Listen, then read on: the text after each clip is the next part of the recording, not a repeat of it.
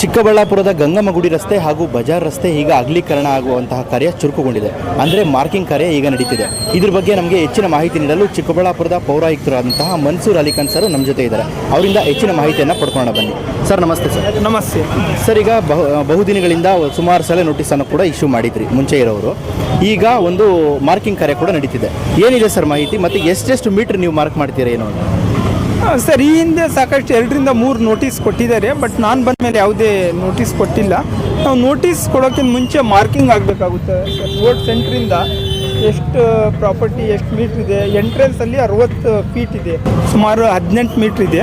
ಮತ್ತು ಬರ್ತಾ ಅದು ಸಣ್ಣ ಆಗ್ತಾ ಹೋಗಿದೆ, ನ್ಯಾರೋ ಆಗಿದೆ. ಅದನ್ನು ನಾವು ಮಾರ್ಕಿಂಗ್ ಮಾಡಿಕೊಂಡು ಅದರಲ್ಲಿ ನಗರಸಭೆ ಜಾಗ ಎಷ್ಟಿದೆ, ಯಾವ ಎನ್ಕ್ರೋಚ್ಮೆಂಟ್ ಆಗಿದೆ, ಎಲ್ಲ ಪ್ರೈವೇಟ್ ಜಾಗ ಯಾವುದಿದೆ ನೋಡ್ಕೊಂಡು ನೋಟಿಸ್ ಕೊಡಬೇಕಾಗುತ್ತೆ. ಅವರು ಲೀಗಲ್ ಆಗಿ ಬಿಲ್ಡಿಂಗ್ ಪರ್ಮಿಷನ್ ತೊಗೊಂಡು ಆ್ಯಸ್ ಪರ್ ಬಿಲ್ಡಿಂಗ್ ಬೈಲಾ ಪ್ರಕಾರ ಕಟ್ಕೊಂಡಿದ್ರೆ ಬಿಲ್ಡಿಂಗ್ ನಮ್ದೇನು ತೊಂದರೆ, ನಾವು ಅವ್ರಿಗೆ ಏನು ಕಾಂಪನ್ಸೇಷನ್ ಕೊಡಬೇಕು ಮತ್ತೊಂದು ಅದಕ್ಕೆ ಪರಿಶೀಲನೆ ಮಾಡ್ತೀವಿ. ಅವರು ಬಿಲ್ಡಿಂಗ್ ಪರ್ಮಿಷನ್ನೇ ತೊಗೊಂಡಿಲ್ಲ, ಸೆಟ್ ಬ್ಯಾಕ್ ವೈಲೇಷನ್ ಇದೆ, ಫ್ರಂಟಲ್ಲಿ ಎಷ್ಟು ಫೀಟ್ ಬಿಡಬೇಕಾಗಿದ್ದು ಬಿಟ್ಟಿಲ್ಲ, ಪಾರ್ಕಿಂಗಿಗೆ ಬಿಟ್ಟಿಲ್ಲ, ಈ ಕಡೆ ಆ ಕಡೆ ಸೆಟ್ ಬ್ಯಾಕ್ ಬಿಡಬೇಕಾಗುತ್ತೆ, ಅದು ಬಿಟ್ಟಿಲ್ಲ ಅಂತೇಳಿದರೆ ನಾವು ಕಾನೂನು ಪ್ರಕಾರ ನೋಟಿಸ್ ಕೊಟ್ಟು ತೆರವುಗೊಳಿಸೋಕ್ಕೆ ಕ್ರಮ ವಹಿಸ್ತೀವಿ ಸರ್. ಸರ್, ಈಗ ಎಷ್ಟು ಮೀಟರನ್ನು ಈಗ MG ರಸ್ತೆ ಇದು ಅಗಲೀಕರಣ ಆಗ್ತಿದೆ, ಮತ್ತು ಬಜಾರ್ ರಸ್ತೆ ಎಷ್ಟು ಇದಾಗ್ತಿದೆ, ಗಂಗಮ್ಮಗುಡಿ ಎಷ್ಟು ಆಗ್ತಿದೆ? ಸರ್, ಅದು MG ರಸ್ತೆ ಬಂದು ನ್ಯಾಷನಲ್ ಹೈವೇ ಇದೆ, ಸುಮಾರು 24 ಮೀಟ್ರ್ ವೈಡ್ ರಸ್ತೆ ಇದೆ, ಸುಮಾರು 70 to 80 ಫೀಟ್ ಅಷ್ಟು ಬರುತ್ತೆ. ಅದು ನ್ಯಾಷನಲ್ ಹೈವೇ ಅವ್ರು ಮಾಡ್ತಾ ಇದ್ದಾರೆ. ಬಟ್ ಗಂಗಮ್ಮಗುಡಿ ಮತ್ತು ಬಜಾರ್ ರಸ್ತೆ ಬಂದು ನಗರಸಭೆ ರಸ್ತೆ. ಬಜಾರ್ ರಸ್ತೆ ಎಂಟ್ರೆನ್ಸಲ್ಲಿ ಬಂದು ಸುಮಾರು 60 ಫೀಟ್ 18 ಮೀಟ್ರ್ ಅಷ್ಟು ವೈಡ್ ಇದೆ ರೋಡ್. ಹೋಗ್ತಾ ಅದು ಸುಮಾರು ಒಂದು 8-9 ಮೀಟ್ರಿಗೆ ಕಡಿಮೆ ಆಗಿದೆ. ಅದನ್ನು ವೈಡ್ನಿಂಗ್ ಮಧ್ಯ ರಸ್ತೆಯಿಂದ ನಾವು ಮಾರ್ಕ್ ಮಾಡ್ತೀವಿ. ರೋಡ್ ಎಷ್ಟಿದೆ ನೋಡಿಕೊಂಡು ಅದು ಎಂಟ್ರೆನ್ಸಲ್ಲಿ ಈಗ 60 ಫೀಟ್ ಇರ್ತಕ್ಕಂಥ ರಸ್ತೆ ಹೋಗ್ತಾ ಕಡಿಮೆ ಆಗೋಕ್ಕೆ ಏನು ಕಾರಣ, ಯಾರಾದರೂ ಎನ್ಕ್ರೋಚ್ಮೆಂಟ್ ಮಾಡಿದಾರಾ, ಅಕಸ್ಮಾತ್ ಏನೋ ಪರ್ಮಿಷನ್ ತೊಗೊಂಡಲ್ಲೇ ಮುಂದೆ ಬಂದು ಕಟ್ಟಿದಾರಾ, ಎಲ್ಲ ನೋಡಿಕೊಂಡು ಏನಾದ್ರು ನಗರಸಭೆ ಜಾಗ ಇದ್ದರೆ ನಾವು ಇಮಿಡಿಯೇಟ್ ಆ್ಯಕ್ಷನ್ ತೊಗೊಳ್ತೀವಿ ಅದು ತೆರವುಗೊಳಿಸೋಕ್ಕೆ. ಅಕಸ್ಮಾತ್ ನಗರಸಭೆ ಜಾಗ ಇಲ್ಲ, ಖಾಸಗಿ ಜಾಗ ಇದೆ ಅಂತೇಳಿದರೆ ಯಾವುದೇ ಖಾಸಗಿ ಜಾಗ ಒಂದು ಬಿಲ್ಡಿಂಗ್ ಕಟ್ಟಬೇಕಾದ್ರೆ ಅದಕ್ಕೆ ಒಂದು ರೋಡ್ ಮಾರ್ಜಿನ್ ಅಂತಿರುತ್ತೆ. ರೋಡ್ ಮಾರ್ಜಿನ್ ಆದ ನಂತರ ಅವ್ರದ್ದೇ ಜಾಗ ಇದ್ರೂ ಸಹ ಒಂದು ಬಿಲ್ಡಿಂಗ್ ಮಾರ್ಜಿನ್ ಅಂತ ಬರುತ್ತೆ. ಆ ಬಿಲ್ಡಿಂಗ್ ಮಾರ್ಜಿನನ್ನು ಬಿಟ್ಟು ಕಟ್ಟಬೇಕಾಗುತ್ತೆ. ಅದಾದ ನಂತರ ಪಾರ್ಕಿಂಗಿಗೆ ಅವರು ವ್ಯವಸ್ಥೆ ಕಳಿಸ್ಕೊಳ್ಬೇಕಾಗುತ್ತೆ. ನಂತರ ಸೆಟ್ ಬ್ಯಾಕನ್ನು ಬಿಡಬೇಕಾಗುತ್ತೆ. ಅದು ಬಿಟ್ಟಿದ್ದಾರೋ ಇಲ್ಲೋ ನೋಡಿಕೊಂಡು ಅದು ಬಿಲ್ಡಿಂಗ್ ಏನಾದರೂ ಬೈಲಾ ವೈಲೇಷನ್ ಆಗಿದ್ದರೆ ಅದ್ರ ಮೇಲೆ ಆಕ್ಷನ್ ತೊಗೊಳ್ತೀವಿ. ಎಲ್ಲ ಸರಿ ಇದೆ ಅಂತ ಹೇಳಿದರೆ ಅವ್ರ ಜೊತೆ ಚರ್ಚೆ ಮಾಡಿ ಅಮಿಕಬಲಿ ಡಿಸ್ಕಸ್ ಮಾಡಿ ನಾವು ರೋಡ್ ವೈಡ್ ಮಾಡೋಕ್ಕೆ ಎಲ್ಲ ಪ್ರಯತ್ನ ಮಾಡ್ತೀವಿ ಸರ್.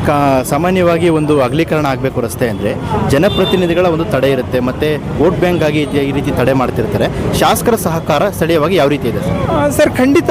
ಯಾಕಂತ ಹೇಳಿದರೆ ರಾಜಕೀಯವಾಗಿ ಒಂದು ಸ್ವಲ್ಪ ಹೆಚ್ಚಿನ ಒತ್ತಡಗಳು ಇವೆಲ್ಲ ಬರ್ತವೆ. ಆದರೆ ಇಲ್ಲಿ ಸ್ಥಳೀಯ ಶಾಸಕರು ರಸ್ತೆ ವೈಡ್ನಿಂಗ್ ಬಗ್ಗೆ ಇಂಟ್ರೆಸ್ಟೆಡ್ ಇದ್ದಾರೆ. ಆದರೆ ಮತ್ತು ಏನಾಗುತ್ತೆ, ಈಗ ಜನರಲ್ಲಿ ತಪ್ಪು ಕಲ್ಪನೆ ಏನಿರುತ್ತೆ, ರಸ್ತೆ ಅಗಲೀಕರಣದಿಂದಾಗಿ ನಮ್ಗೆ ಅನಾನುಕೂಲ ಆಗಿರುತ್ತೆ ಅಂತ ತಿಳ್ಕೊಂಡಿರ್ತಾರೆ. ಖಂಡಿತ ಆ ಥರ ಇರೋದಿಲ್ಲ. ರಸ್ತೆ ಅಗಲೀಕರಣದಿಂದ ಒಂದು 5 ಫೀಟ್ 6 ಫೀಟ್ ಜಾಗ ಹೋಗಿರ್ಬೋದು, ಬಟ್ ತುಂಬ ಅನುಕೂಲ ಆಗಿರುತ್ತೆ. ಯಾಕಂತ ಹೇಳಿದರೆ ಅವರು ಯಾವುದೇ ಪ್ರಾಪರ್ಟಿ ವ್ಯಾಲ್ಯೂ ಡಬಲ್ ಆಗುತ್ತೆ. ನಿಮಗೆಲ್ಲ ಗೊತ್ತಿದೆ, ರಸ್ತೆ ಇರೋದಿಲ್ಲ. ಒಂದು 2,000-1,000 ಸ್ಕ್ವೇರ್ ಫೀಟ್ ಮಾಡ್ತಾ ಇರ್ತಕ್ಕಂಥ ಜಾಗ ಅಲ್ಲಿ ಒಂದು ಒಳ್ಳೆ 60 ಫೀಟ್ ರೋಡ್ ಬಂತಂತೇಳಿದರೆ ಏಕ್ದಮ್ 4,000-5,000 ಆಗೋಗುತ್ತೆ. ಇಲ್ಲಿ ಪ್ರೆಸೆಂಟ್ ಒಂದು 10-20 ಸಾವಿರ ರೂಪಾಯಿ ಇದೆ. 40,000 ಹೋದ್ರೂ ತಪ್ಪಿಲ್ಲ. ನಾವೇನಾದರೂ ರಸ್ತೆ ಅಗಲೀಕರಣದಿಂದ ಡಬಲ್ ರೇಟ್ ಆಗುತ್ತೆ ಒಂದು. ಅದಾದ ನಂತರ ಹೆಚ್ಚಿನ ಜನ ವಿಸಿಟ್ ಮಾಡ್ತಾರೆ, ಪಾರ್ಕಿಂಗ್ ವ್ಯವಸ್ಥೆ ಸಿಗುತ್ತೆ, ಅಂಗಡಿಯಲ್ಲಿ ವ್ಯಾಪಾರ ಹೆಚ್ಚಾಗುತ್ತೆ. ಆ ದಿಶೆಯಲ್ಲಿ ಅವ್ರ ಜೊತೆ ಎಲ್ಲ ಚರ್ಚೆಗಳು ಮಾಡ್ತೀವಿ. ಒಂದು 2-3 ಹಂತದಲ್ಲಿ ಅವ್ರಿಗೂ ಸಹ ತಿಳಿಸಿ ಹೇಳಿ ಅವರ ಸಹಕಾರ ತೊಗೊಂಡು ಇದನ್ನು ವೈಟ್ ಮಾಡ್ತೀವಿ ಸರ್. ಇದಕ್ಕೆ ಅಧ್ಯಕ್ಷರಾಗ್ಬೋದು, ಉಪಾಧ್ಯಕ್ಷರಾಗ್ಬೋದು, ಮತ್ತು ನಿಮ್ಮ ಬಾಡಿ ಸಹಕಾರ ಯಾವ ರೀತಿ ಇದೆ? ಖಂಡಿತ ಈ ವಿಷಯನ ನಾವು ನಮ್ಮ 22ನೇ ತಾರೀಕು ಮೀಟಿಂಗಲ್ಲೂ ಸಹ ನಾವು ತೊಗೊಂಡಿದ್ದು. ಅದರಲ್ಲಿ ಚರ್ಚೆ ಸಹ ಆಗಿದೆ. ಅವರು ಸಹ ಸಹಕಾರ ಕೊಟ್ಟಿದ್ದಾರೆ. ಏನಿದೆ ಜನರ ವಿಶ್ವಾಸಕ್ಕೆ ತೊಗೊಂಡು ನೀವು ವೈಡನ್ ಮಾಡಿ, ತುಂಬ ಅವಶ್ಯಕತೆ ಇದೆ. ಯಾಕಂತ ಹೇಳಿದರೆ ಮೇನ್ ಕಮರ್ಷಿಯಲ್ ಹಬ್ ಇಡೀ ಚಿಕ್ಕಬಳ್ಳಾಪುರ ನಗರದಲ್ಲಿ ಬಜಾರ್ ರಸ್ತೆ ಮತ್ತು ಗಂಗಮ್ಮಗುಡಿ ರಸ್ತೆ ಹೆಚ್ಚಿನ ವ್ಯಾಪಾರ ಆಗುವಂಥ ಸ್ಥಳ. ಇಲ್ಲಿ ಹೆಚ್ಚಿನ ಜನರು ಓಡಾಟ ಇರುತ್ತೆ. ಅದಾದ ನಂತರ ನಗರಸಭೆ ಕಚೇರಿ ಸಹ ಇಲ್ಲೇ ಇರೋದ್ರಿಂದ ತುಂಬ ಜನ ಇಲ್ಲಿಂದಲೇ ಓಡಾಡ್ತಾ ಇರ್ತಾರೆ. ನೀವು ಸಹ ನೋಡಿರ್ಬೋದು, ತುಂಬ ಕಂಜೆಸ್ಟೆಡ್ ಆಗುತ್ತೆ. ಒಂದು 10 ನಿಮಿಷ 15 ನಿಮಿಷ ಎಲ್ಲ ರೋಡ್ ಜಾಮ್ ಆಗುತ್ತೆ. ಯಾವುದೋ ಒಂದು ವೆಹಿಕಲ್ ನಿಂತ್ಕೊಂಡ್ರೆ ಒಂದು ವೆಹಿಕಲ್ ಹೋದರೆ ಒಂದು ವೆಹಿಕಲ್ ಬರೋಕ್ಕೆ ಅವಕಾಶ ಇಲ್ಲ. ಹಾಗಾಗಿ ನಾವು ತುಂಬ ಅವಶ್ಯಕತೆ ಈ ವಿಷಯ ಚರ್ಚೆ ಮಾಡಿ ನಮ್ಮ ನಗರಸಭೆ ಸಾಮಾನ್ಯ ಸಭೆಯಲ್ಲೂ ಸಹ ಸಹಕಾರ ಕೊಟ್ಟಿದ್ದಾರೆ. ಅಧ್ಯಕ್ಷರಿರ್ಬೋದು, ಉಪಾಧ್ಯಕ್ಷರಿರ್ಬೋದು, ಎಲ್ಲ ಸದಸ್ಯರಿರ್ಬೋದು, ಅವರು ಸಹ ಇದಕ್ಕೆ ಗ್ರೀನ್ ಸಿಗ್ನಲ್ ಕೊಟ್ಟಿರೋದ್ರಿಂದ ಇದು ಯಾವುದೇ ತೊಂದರೆ ಇಲ್ಲ ಸರ್. ಎಲ್ಲ ರಾಜಕೀಯವಾಗಿ ಮತ್ತು ನಮ್ಮ ಅಧಿಕಾರಿ ವರ್ಗದಿಂದಲೂ ಸಹ ಸಾಕಷ್ಟು ಸಹಕಾರ ಇದೆ. ಮಾನ್ಯ ಜಿಲ್ಲಾಧಿಕಾರಿಗಳಿಂದಲೂ ಅವರು ಸಹ ಹೇಳಿದ್ದಾರೆ, ಯಾವುದೇ ಸಹಕಾರ ಬೇಕಂದರೆ ನಾವು ಕೊಡೋಕ್ಕೆ ರೆಡಿ ಇದ್ದೀವಿ, ನೀವು ಇದನ್ನು ಮುಂದುವರಿಸಿ ಅಂತ ಹೇಳಿದ್ದಾರೆ. ಹಾಗಾಗಿ ನಾವು ಈ ಒಂದು ಕಾರ್ಯವನ್ನು ಮಾಡ್ತಾ ಇದ್ದೀವಿ ಸರ್. ಸರ್, ಈಗಾಗಲೇ ತುಂಬ ಸಲ ಮಾರ್ಕಿಂಗ್ ಮಾಡಿದ್ದಾರೆ ಮತ್ತು ನೋಟಿಸ್ ಕೊಟ್ಟಿದ್ದಾರೆ. ನಗರಸಭೆಯವರು ಬರ್ತಾರೆ, ನೋಟಿಸ್ ಕೊಡ್ತಾರೆ, ಹೋಗ್ತಾರೆ. ಇದು ಅದೇ ರೀತಿ ಮುಂದುವರಿಯುತ್ತಾ ಇಲ್ಲ ಸ್ಟ್ರಿಕ್ಟ್ ಆಕ್ಷನ್ ತಗೊಳ್ತೀರಾ ಈ ಬಾರಿ ಅಂತ? ಸರ್, ಯಾವುದೇ ಒಂದು ಕೆಲಸ ಮಾಡಬೇಕಾದ್ರೆ ಅದು ಅನುದಾನದ ಲಭ್ಯತೆ ಅತ್ಯಂತ ಅವಶ್ಯಕತೆ ಇರುತ್ತೆ ಸರ್. ಅನುದಾನ ಇಲ್ದಲೇ ಸುಮ್ಮನೆ ಮಾರ್ಕ್ ಮಾಡ್ತಾಯಿದ್ರು, ಅದು ಸುಮ್ಮನೆ ಹೊಡೆದು ಬಿಟ್ಟರು ಜನರಿಗೆ ಅನಾನುಕೂಲ. ಈಗ ಏನಾದರೂ ಒಂದು ಕೆಲಸ ಹಿಡಿದ್ರೆ ವಿತಿನ್ ಒಂದು 3-4 ಮಂತ್ಸಲ್ಲಿ ಮಾಡಿ ಮುಗಿಸ್ಬೇಕು, ಯಾಕಂದರೆ ಅವ್ರ ವ್ಯಾಪಾರ ಹಾಳಾಗುತ್ತೆ. ಹಾಗಾಗಿ ಈಗ ಅನುದಾನದ ಲಭ್ಯತೆ ಸಿಕ್ಕಿದೆ. ಹಾಗಾಗಿ ಅನುದಾನದ ಲಭ್ಯತೆ ಇರೋದ್ರಿಂದ ಇದನ್ನು ಮಾರ್ಕಿಂಗ್ ಮಾಡಿ ಆದಷ್ಟು ಬೇಗ ಮಾಡ್ತೀವಿ ಸರ್. ಅನುದಾನ ಇಲ್ದಲೇ ಮಾರ್ಕ್ ಮಾಡಿ ಹೊಡೆದ್ರೆ ಅದು ಅನುಕೂಲ ಆಗೋದಿಲ್ಲ. ಹಾಗಾಗಿ ಹಿಂದೆ ಮಾರ್ಕ್ ಮಾಡಿದ್ದಾರೆ, ಬಟ್ ಅನುದಾನದ ಲಭ್ಯತೆ ಇಲ್ದಲೇ ಇರೋದ್ರಿಂದ ಅದು ಮುಂದುವರಿಯೋಕೆ ಆಗಿಲ್ಲ. ಈಗ ಅನುದಾನ ಎಲ್ಲ ಸಿಕ್ಕಿರೋದ್ರಿಂದ ನಾವು ಆದಷ್ಟು ಬೇಗ ಮಾಡಿ ಮುಗಿಸ್ತೀವಿ ಸರ್. ಎಷ್ಟು ದಿನಗಳಲ್ಲಿ ಇದೊಂದು ಮುಗಿಯುವಂಥ ಇದಿದೆ ಸರ್? ಸರ್, ಮಿನಿಮಮ್ ಒಂದು 6 ಮಂತ್ಸ್ ಆದರೂ ಟೈಮ್ ಬೇಕಾಗುತ್ತೆ. ಯಾಕಂತ ಹೇಳಿದರೆ ಈಗ ಕ್ರಿಯಾಯೋಜನೆ ಅನುಮೋದನೆ ಕಳಿಸ್ಬೇಕಾಗುತ್ತೆ. ಸರ್ಕಾರದಿಂದ ಕ್ರಿಯಾಯೋಜನೆ ಆದ ನಂತರ ಅದಕ್ಕೆ ಟೆಂಡರ್ ಕರಿಬೇಕು. ನಾವು ಎಸ್ಟಿಮೇಟ್ ಎಲ್ಲ ಮಾಡಿ ಟೆಕ್ನಿಕಲ್ ಸ್ಯಾಂಕ್ಷನ್ ತೊಗೊಬೇಕಾಗುತ್ತೆ, ಟೆಂಡರ್ ಕರಿಬೇಕು, ಟೆಂಡರ್ ಅಪ್ರೂವಲ್ ತೊಗೊಬೇಕು. ಹಾಗಾಗಿ ಅತ್ಯಂತ ವೇಗವಾಗಿ ಮಾಡಿದರೂ ಸಹ ನಾವು 5-6 ತಿಂಗಳು ಬೇಕಾಗುತ್ತೆ.